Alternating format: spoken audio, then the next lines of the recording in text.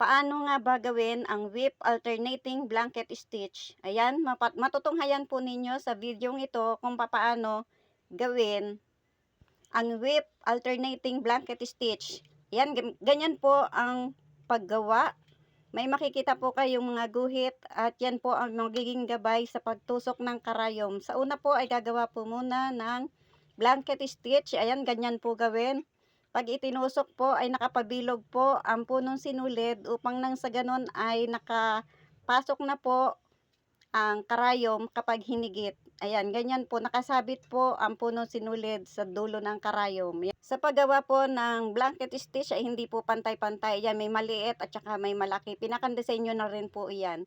At pagkatapos po ng blanket stitch ay isusuot lamang po ang karayom sa bawat tahi ng blanket stitch. Sana po ay nagustuhan ninyo ang video ito.